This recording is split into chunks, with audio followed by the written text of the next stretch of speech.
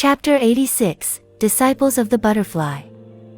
The legends about evil witches that I have heard since I was young now come to mind, making the cultists' hearts tremble.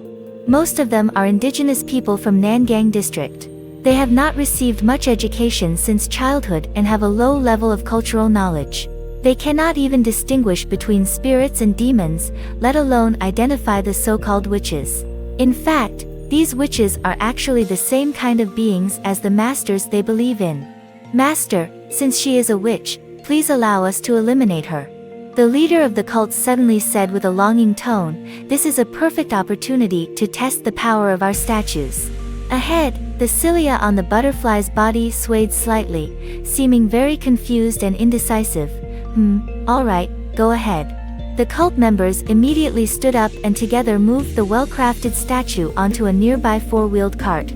Then, two people pushed the cart aggressively, intending to rush outside and eliminate the witch. The butterfly still stood in place, with 8 cultists standing beside her, seemingly acting as her guards, while another group continued to slice open the brains of the investigators to create new statues. No one heard it, but at this moment, this enormous monster is muttering to itself, its voice filled with confusion. "Ah, the witch who controls mosquitoes, so familiar, who is she again?"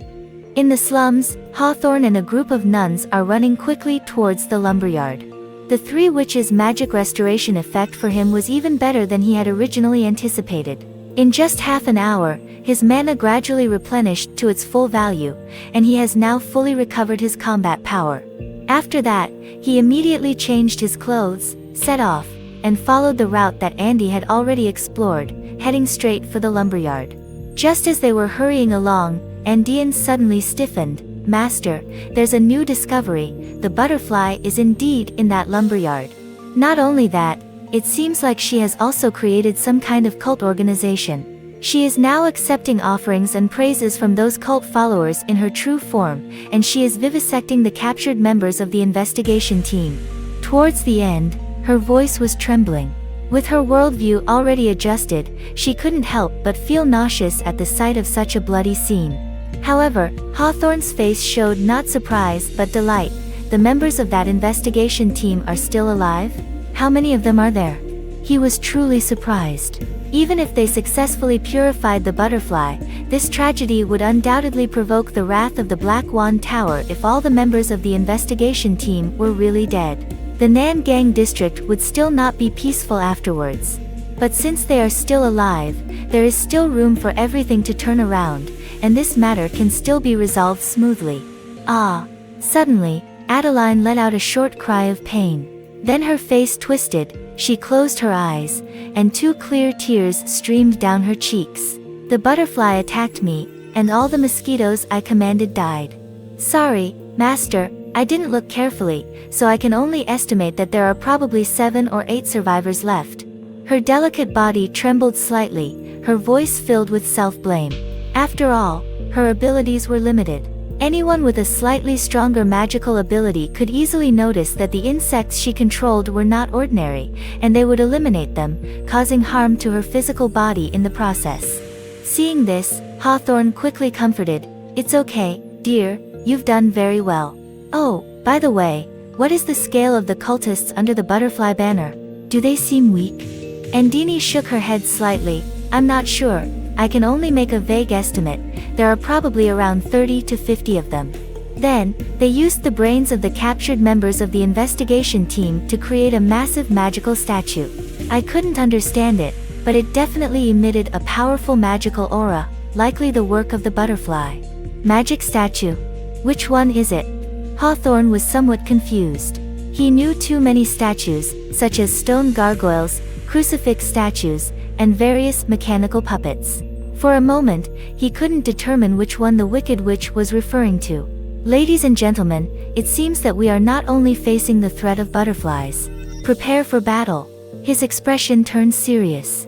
"Andrea, how are you recovering? Thank you for your hard work.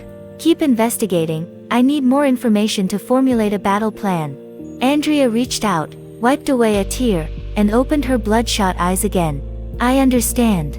She spoke, holding her breath and focusing her energy, commanding a group of mosquitoes to fly straight towards the lumber yard. Then, she looked shocked and said, "No, the followers of the butterfly are fighting with the Amazon women. And there are about 20 or 30 Amazon people, but they are being suppressed and beaten." Hawthorne was suddenly stunned, then his face changed. "Let's speed up and go support them." Being able to fight against the Amazonians shows that these cultists are much stronger than previously imagined. We must strike back with full force. On the street outside the lumberyard. Swoosh, swoosh, swoosh. A magic light ball, about the size of a football, emitting colorful rays, flew through the air and hit nearby walls, floors, or fragile houses, then exploded with a loud bang. Boom! The dull sound of explosions is incessant. These magic balls are like grenades, and the effects they produce are all different. There are flames, ice crystals, lightning, and even strong acid and poison gas. The blazing fire illuminated the streets of the night, heating the nearby air. The putrid stench of decay mixed with toxic fumes, constantly spreading with the airflow, stimulating everyone's olfactory nerves and making those who arrived unable to bear the nausea. Under the terrifying firepower suppression, the hastily arrived Amazonian female warriors could only take shelter in houses, feeling frustrated as they hid and waited silently for the enemy's magic power to be depleted. Occasionally, one or two individuals attempt to counterattack with spears, but their scattered firepower can only be described as a drop in the bucket, and they are unable to pose a threat to the enemy. Instead, they expose themselves to the enemy's firepower. Hiding behind a civilian house, Amazon executive Gail Porter clenched her steel teeth almost to the point of breaking. With her insight, she naturally recognized that the magic balls being shot by the cultists were precisely the ring magic colorful balls. This spell has a long range and strong power. It can also choose freely among the 5 types of damage mentioned above, which can meet the needs of the battlefield well or exploit the weaknesses of enemies. In addition to the need for mana consumption and a slightly small explosion range, there are almost no disadvantages, so the cost-effectiveness may be a little low. However, now is not the time to evaluate this spell. What is currently weighing on Porter's mind is another, more deadly problem. How come each and every one of these enemies knows how to cast spells? There are at least 20 cultists on the opposite side. When did over 20 spellcasters suddenly appear in Nangang District? Chapter 87 Soul-Touching Statue. Porter has lived in the Nangang District for over 10 years. Judging by the way the other person is dressed, she is very certain that they are a typical person from the slums, and she can even roughly guess where their clothes were made. But how did these destitute beggars suddenly become noble spellcasters? She was unsure, and at this moment, the opposite side raised their hand and launched a second round of bombing. So she had to lower her head and continue to dodge. Boom, boom, boom. Another series of explosions. Potter took a deep breath, suppressing the foul stench mixed with the pungent smell of poison gas, and growled, "Throw spears, counterattack." Speaking, she herself took the lead and walked out from behind the cover, throwing the spear in her hand. She was very certain that these people were just impoverished residents of Nangang District who probably couldn't even recognize words, so they definitely weren't high-level spellcasters. And according to her experience, low-level spellcasters have already reached their limit by casting 2 first-tier spells, so now is the time to strike back. Swoosh. Her spear throwing was extremely accurate, instantly piercing through the body of a cultist. And out of the 30 subordinates she brought with her, although their aim was not as precise, there were still 3 or 5 hits among the projectiles raining down, piercing through the bodies of the cultists. Very good, effective counterattack. Porter's heart was filled with joy, but then, what happened ahead left her stunned. In the distance behind, several cultists are pushing 2 4-wheeled carts, each carrying a wooden statue that is over 3 meters tall and has a strange and indistinct appearance. They muttered words to the statue, and then one of the statues emitted a circle of yellow light. Suddenly, those few cultists who were pierced through the chest and abdomen by spears let out a painful roar. Despite being on the brink of death, they suddenly stood up again, as if they were not afraid of pain. They forcefully pulled the spears out of their bodies, along with countless fragments of blood and even internal organs. If someone else had suffered this kind of injury, even if they didn't die, they would be in so much pain that they couldn't stand. But those guys seemed completely fine, as if nothing had happened. Even the wound wriggled for a moment, and unbelievably, the bleeding stopped on its own. What is this monster? Potter was not sure, but then she saw another statue with a blue glow on top of its head. Buzz. Ah. Saha. Ah dash. My lord. Ah. Give me strength. Invisible magic surged in the air, and a sudden gust of wind blew over the slums.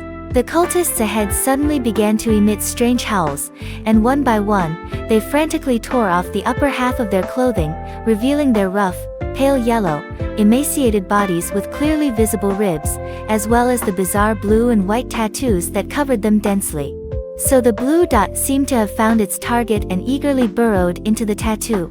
Several cultists gained new power from this, raising their hands and chanting obscure incantations. Chromatic orb. Swoosh. Another few colorful balls shot out, and the newly emerged Amazonian female warriors had no choice but to retreat again, completely on the defensive. This is the situation, Master. What should we do? Less than 100 meters away from the battlefield, and Dione was live-streaming in colloquial language what she saw on the battlefield. Her expression carried a hint of shock, and the remaining witches couldn't help but have complex expressions as well. They have been hunting here for many years and are well aware that it is impossible for more than 20 spellcasters to suddenly emerge naturally from the slum's soil. And this is clearly not their full strength. There must be more inside the lumberyard. So the only possibility is that the butterfly relied on its super long blue ribbon as a witch to share its spellcasting abilities with its followers, turning them all into first-level sorcerers, and thus creating such a group of spellcasters in one go. This is really willing to spend a fortune. But this also indicates two things. First, the butterfly's current consciousness is indeed not clear, otherwise, with her arrogance, she would never share her precious power with ordinary humans. Secondly, it is highly likely that her strength has already returned to its peak state, otherwise it would be impossible for her to bear the consumption of so many spellcasters at the same time. Although they are all low-level spellcasters, they are still numerous after all. And in response to this, Hawthorne frowned slightly on the side. Even though he had not seen it with his own eyes, he had already recognized what the followers of the butterfly were up to. Soul touches the statue. This statue can rapidly gather dispersed magical energy from the atmosphere and transfer it to the nearby spellcaster with the corresponding receptor tattoo to quickly heal their injuries or replenish their mana. Hawthorne remembered that the most outstanding statue could even restore 3 points of mana to the caster within 1 minute, which was far more abnormal than his recovery speed during the witch's night. However, there is a significant cost to using this thing. First of all, this thing was originally a mind control technique, so creating one requires extracting the brain of a high-level professional while they are still alive. This is the core material, and currently there is no substitute found, so there is only this one. Those who still have a little bit of principles as human beings would not be able to produce this thing. Not only that, but the material used for the receptor tattoo on those cultists is also a part of their own brains. In other words, they must first perform surgery on themselves, cutting off a portion of their brain, to make themselves incomplete and irreversibly descend into madness in order to obtain this power. In addition, there is one more point. This thing is very unstable. Using it to treat injuries is very likely to result in the wound not healing properly and other parts growing tumors or becoming deformed. Using it to restore mana will greatly stimulate the caster's spirit, impair their sanity, and accelerate their madness. Rather, those cultists who are still fighting against the Amazonians now have very obvious signs of madness. Their sanity will definitely not last until tomorrow morning's sunrise. This is real, fighting with one's own life. Hawthorne couldn't help but sigh deeply in his heart. Then he took a deep breath and said, "The key to this battle is those two statues. Heidi, Ekta, Turquoise, the four of us will deal with those ordinary cultists. We mustn't let all the Amazon women die, they still need to help us draw fire. Yuta, I need you to break through their blockade at all costs and make sure to destroy the statue first." "Understood." Yuta nodded. With Cui Bizi having lost some of her power, she was now the strongest among everyone present. Therefore, without a doubt, she should be the one to carry out the most crucial task. Also, Yuta, Hawthorne began to advise again, when it comes to breaking through, if necessary, you must kill the enemy. However, you must remember to change your previous habit of killing. Yuta took a deep breath and nodded solemnly, understood. Her previous habit of killing was beheading, and if she were to do it today, anyone would cast suspicious glances at her. So, Hawthorne nodded, indicating agreement. Let's go. Chapter 88, Butterfly, Grand Entrance. Everyone continued forward, rushing towards the other end of the battlefield, and then displaying their own skills. Hawthorne was the first to raise his hand, lifting it from a distance. 2 magical rings appeared in the air, followed by 2 intense beams of energy shooting out. It is the magic burst, it has the longest range, so it can act first. With the Phantom Mage Arm Guard, even if he is only a level 4 sorcerer, he can shoot out 2 streams of energy at once to strike the enemy. He wasn't worried about exposing the existence of the illusionist's arm guard, at least not for the time being, because of the unique nature of the magic explosion trick. It doesn't slowly increase in power as the caster's level increases, but rather suddenly increases in quantity after reaching a certain level. Specifically, it means that a 5th level spellcaster can shoot out 2 energy beams at once, an 11th level spellcaster can shoot out 3 beams, and a 17th level spellcaster can shoot out 4 beams. Therefore, it is quite normal for a spellcaster to shoot 2 magic bursts at the same time. Hawthorne just needs to pretend that he is a level 5 spellcaster who has not yet mastered the 3rd circle spells, in order to conceal the matter of the illusionist's arm guard. Of course, it's time to show off now. When he reaches level 5, with the power of the illusionist's arm guard, he can shoot out 4 energy beams at once, making it impossible to continue pretending. But that's something to consider later. As for now, he can freely use the magic energy burst to shoot without any cost. Bang bang. I don't know if it's good luck or if his accuracy has indeed significantly improved after this period of time, but in any case, both shots from the magic energy hit their targets, and the 2 cultists were instantly sent flying backwards. And almost at the same time, Cui Bizi also took action. Her ability to cast spells has greatly diminished, and she is no longer able to unleash the 5-ring death cloud technique that can instantly kill people with just a whiff. In addition, Hawthorne specifically instructed her not to harm the Amazons who were also fighting against the cultists.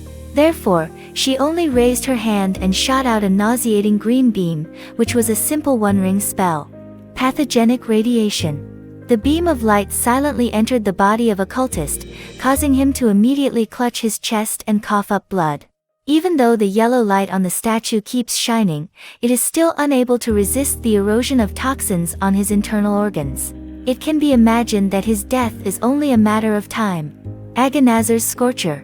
The 3rd person to take action was Ekta. She, along with Heidi and Yuta, rushed to a position very close to the enemy formation. She recited a mysterious incantation and then raised her right hand. Suddenly, a thick and powerful pillar of fire erupted from the palm of her hand. Aganasa Fire Spell. The temperature of this spell is equivalent to the burning hands of the 2nd circle, but its range is several times larger. The pillar of fire shot straight ahead for nearly 30 meters before finally stopping, almost piercing through the formation of the cultists, igniting their lower body clothing and forcing them to roll in a sorry state. In an instant, the battlefield was divided into 2 halves. And Heidi and Yuta, taking advantage of the chaos caused by this surprise attack, raced forward. Heidi summoned tentacles made of dark energy on her own body, rushing into the crowd and sucking their weak life force. This is just a simple spell called Arm of Hada. Heidi doesn't intend to use her full power right from the start. As the 2nd strongest witch among all present, she is well aware that her true mission is not to eliminate these low-level soldiers who only know a little magic, but to deal with the butterfly whose strength may have already returned to its peak.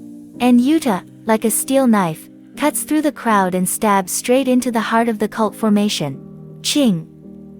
Her small hand raised, intending to cut off the head of a cultist blocking her way with her purple-red nails. But halfway through the swing, her movement suddenly froze, then changed direction, using the blade to pierce straight through his heart. With a slight twist, she completely crushed it into a pulp. Ah! The man let out a painful cry, and blood gushed out. Meanwhile, Yuta's body leaped forward, heading towards the two statues before the man fell to the ground. Good opportunity. Seeing that there was actually a strong reinforcement entering the battlefield, Gale Potter's eyes lit up immediately. He no longer cowered behind cover, but instead leaped into the battlefield and shouted, "Soldiers, charge!" She leaped nearly 3 to 4 meters high, her body tracing a beautiful parabolic arc in midair, and then she threw her spear towards the ground while still in the air. Swoosh! The sharp spear tip pierced through the chest of a cultist, instantly causing a gush of blood. It was evident that his aorta had been severed, and he was dead beyond any possibility of revival, even with the magic of a statue. Suddenly attacked and sandwiched from both sides, the previously high-spirited cultists immediately showed signs of defeat. They lost their command for a moment and didn't know where to strike first, so the colorful balls they released were scattered and couldn't suppress either side. So, the remaining Amazon girls also fearlessly started charging forward, using their formidable hand-to-hand combat skills to give these guys a beating. These female warriors are not only subjected to rigorous training, but they also have a sufficient diet. Especially in recent years, the new generation of warriors has benefited from the country's prosperity. Since childhood, they have enjoyed the nutritional benefits of meat, eggs, and milk. Not only do they grow taller, fuller, and stronger than their mothers, but they also have no problem undergoing even more brutal training and assessments. Therefore, now facing these emaciated and almost completely untrained cultists, it is only natural to beat them mercilessly. Seeing this scene, Hawthorne nodded slightly and felt very satisfied in his heart. Very good, the current situation is very advantageous for our side. If we continue like this, it's only a matter of time before we completely eliminate these cultists. Advantage is in me. Thinking like this, he glanced at the Amazon woman, and seemingly sensing something, Gal Potter, who was covered in blood, also turned his head and saw his iconic white hair and handsome appearance, immediately revealing a generous smile. Hawthorne also smiled slightly, raised his hand to greet this comrade he happened to encounter, and then planned to return to the battle. But at this moment, Andy suddenly exclaimed, "Master, oh no, die!" She came out. She did not join the battle, but instead, she tried her best to make her insects fly silently into the lumberyard, attempting to catch a glimpse of what the inside of the butterfly really looked like. Then, she brought such explosive news. Hawthorne suddenly tensed up, turned around to face the direction of the logging site, with a serious expression as if facing a formidable enemy. The remaining witches also heard this call and immediately turned their heads. Then, all the witches saw that something twisted seemed to have happened at the entrance of the lumberyard. Then, accompanied by a group of 8 cultists dressed in magnificent robes, a massive monster in the shape of a brain, covered in whip-like tendrils all over its body, slowly moved forward using its tentacles at the bottom of its body, walking out from the entrance of the abandoned lumberyard. The butterfly walked out of the lumberyard on its own. Chapter 89, The Confusion of the Butterfly. The butterfly is now feeling very confused in her heart, listening to the explosions, roars, and screams outside. She feels that something inside her heart is shaking.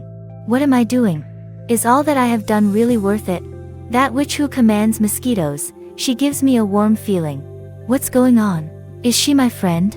I feel so familiar and warm, but why don't I remember their names? Who am I? And who are they? With all these confusions, following the familiar scents and vibrations, the butterfly slowly walked out of the wood yard where it had been hiding for over half a month and arrived on the streets outside. And her appearance brought about a tremendous pressure, almost causing the battlefield to come to a standstill, and everyone fell into silence. Cultists were shocked to see their master come out, while the Amazonians were reminded of the painful memories of the witch's night by the similar, huge and terrifying figure. Hawthorne and the witches, on the other hand, had their hearts in their throats, feeling extremely nervous.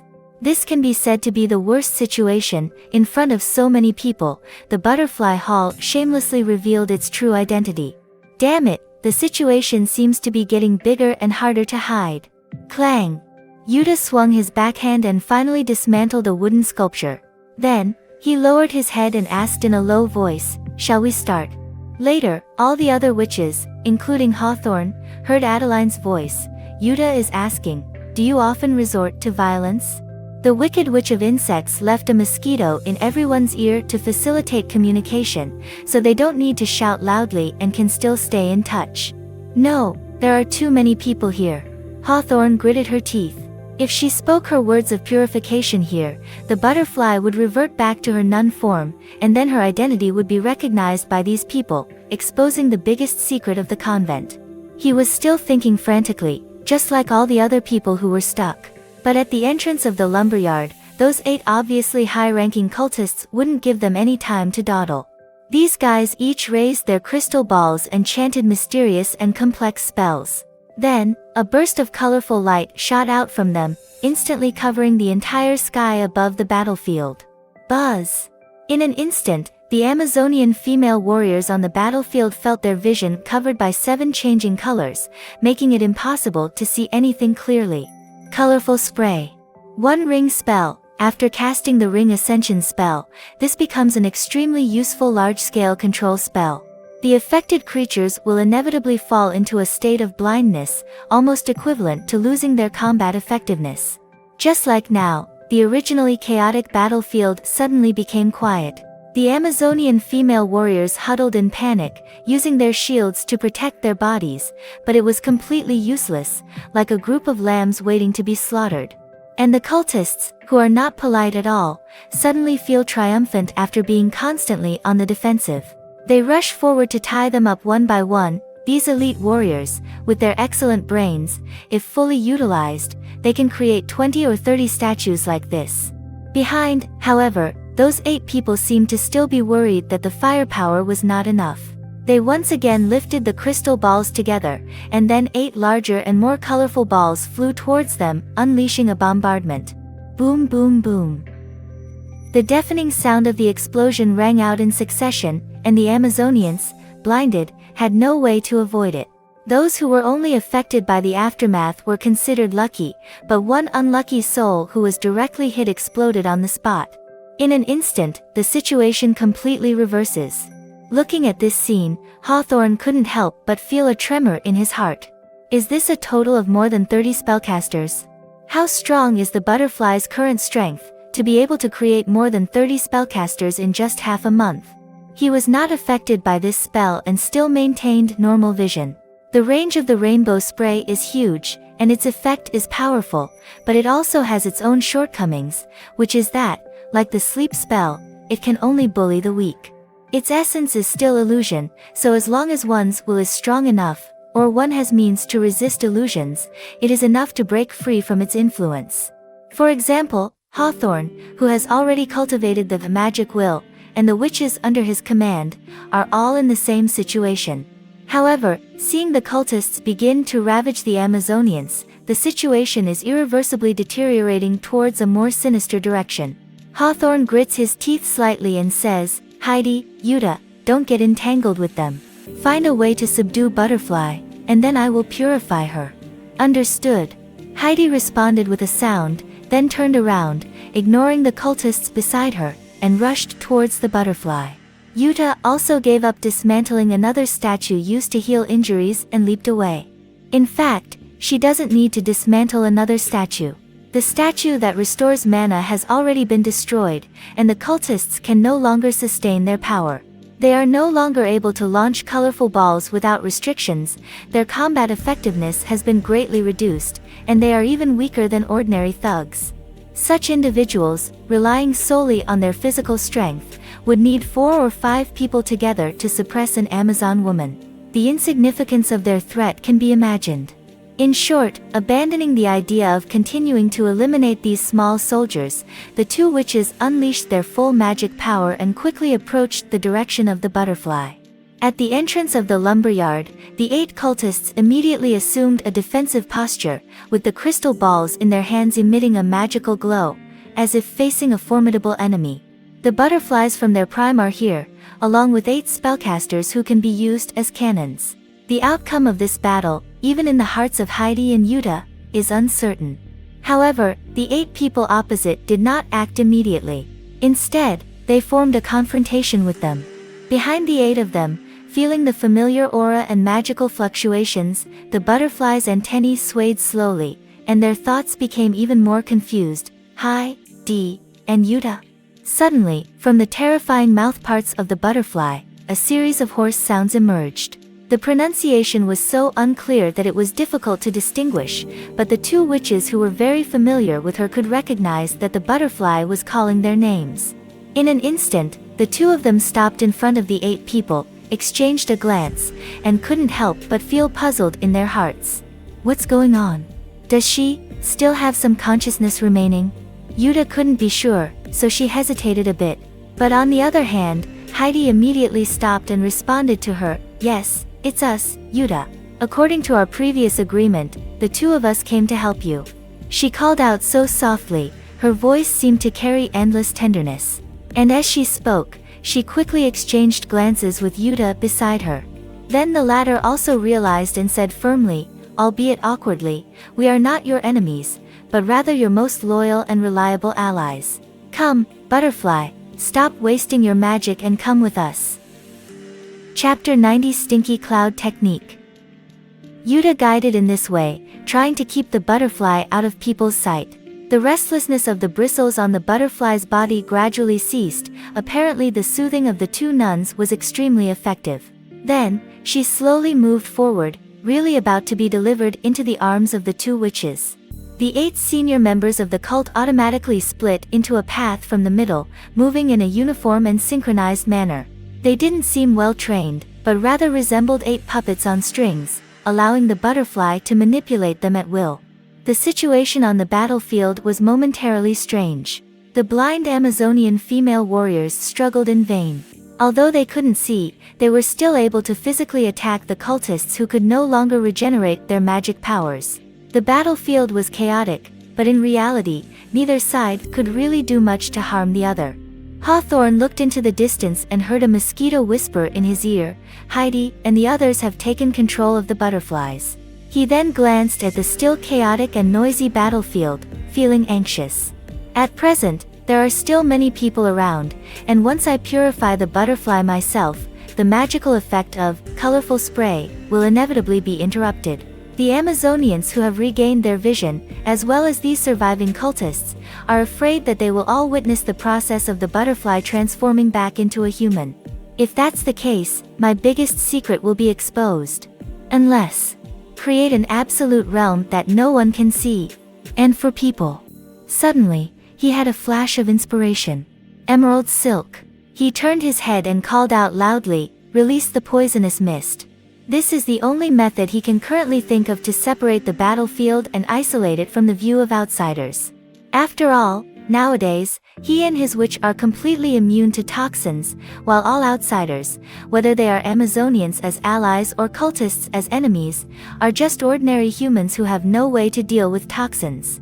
Therefore, as long as the dense dark green poisonous gas is released, unless the weather is unfavorable and a sudden strong wind blows, it can not only force others to retreat but also block the line of sight, achieving 2 goals with 1 action.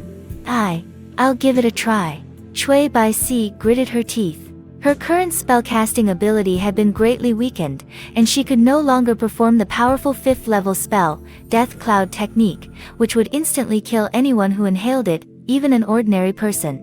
No need for Deadly Cloud Technique. Hawthorne quickly added, make it less toxic, so as not to harm friendly forces. It just needs to force people to retreat and obstruct their line of sight, that's enough. Upon hearing this, Chui Bai breathed a sigh of relief and said, that's fine. If it weren't for the 5 rings spell, just something else, not so deadly, but with a larger range, capable of forcing humans back and obscuring their vision. There is only one choice then. The spell of the 3rd ring, the Foul Cloud Technique. Stinking Cloud. Quibisi recited the mysterious incantation, and suddenly, a thick, yellow-green poisonous mist with a terrifying and pungent odor burst out from her palm, spreading rapidly. In an instant, it filled the entire street, causing people's eyes to sting and making them feel nauseous almost instantly. Even though Hawthorne had been blessed with the ability to resist toxic substances to some extent, thanks to the gift of emerald thoughts, he still felt a bit nauseous from the terrifying smell. Damn, it truly lives up to its infamous reputation as the most stinky spell in the entire game. It's no joke, dealing 1,000 damage to the enemy while sacrificing 800 of your own. And even he would do this, let alone others. Some people who are far away can barely hold it in, but those who are close can't help but vomit on the spot. Quickly, go. Amazon women, even if they are visually impaired, are also forced to flee everywhere by this smell, stumbling countless times, and the battlefield is even more chaotic. And those cultists, even though their sanity is almost gone, cannot resist the normal physiological reactions of their bodies. Some immediately bend over and vomit countless filth, even turning pale and purple, entering a poisoned state.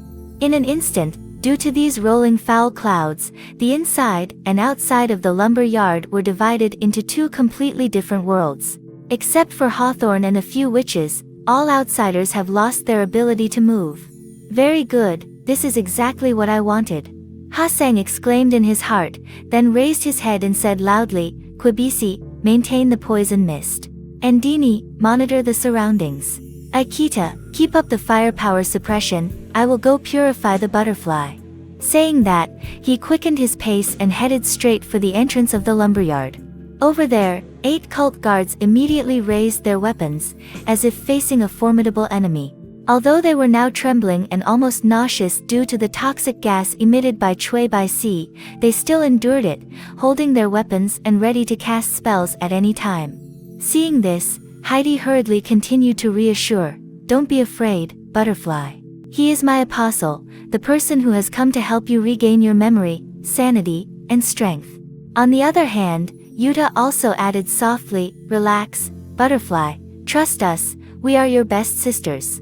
The butterfly's antennae continued to sway, appearing very restless. However, she still listened to the persuasion, so the cautious 8 cultists made no extra movements, allowing Hawthorne to pass through them and approach her massive body. With a little nervousness, Hawthorne looked at the terrifying monster that was within arm's reach. Holding his breath, he placed his hand on her body and whispered, purify. Buzz. In an instant, a hazy purifying white light lit up, invading the body and soul of the butterfly. Suddenly, her massive and ferocious body trembled, and from her terrifying mouthparts came a series of painful wails. No dash. It's not like this, you are hurting me, you deceived me, you are not allies, you are enemies, enemies. She roared, her whip waving, black aura surging, and a mighty magic power surged within her body. The 8 cultists standing beside her also raised their hands simultaneously, condensing black magic into pitch-black magic greatswords in their hands, ready to strike Hawthorne. But at this moment, Heidi, who had been preparing for a long time, has completed her spell, Everard's Black Tentacles. With the completion of the incantation, black mist emerged from under her feet and spread out at the entrance of the lumberyard. Countless dark green, enormous tentacles surged out from it, not only binding the legs of the 8 individuals but also restraining the massive body of the butterfly.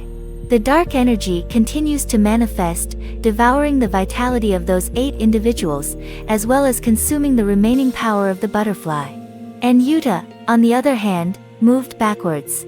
A flash of a knife passed by, instantly piercing the heart of the nearest cultist to Hawthorne. A sharp, piercing friction sound emanated from the mouthparts of the butterfly, as if metal was grinding against glass. Hawthorne only felt a sharp pain in his ears, but he gritted his teeth and maintained physical contact with the butterfly, giving it his all, just to make the purifying white light linger on her a little longer. During its heyday, the power of the butterfly was much stronger than that of Yuta, so it can be foreseen that the time it needs to purify will also be much longer than Yuta's. Faster, damn it! Hawthorne was extremely restless in his heart, and the fact proved that his anxiety was absolutely necessary. Even though she was caught off guard, the butterfly still had a way to counterattack. The black mist on her body kept surging, attaching to the tentacles entwined around her body. Soon, those tentacles, formed by condensed magic, quickly withered. And then, a powerful repulsive force suddenly attacked her.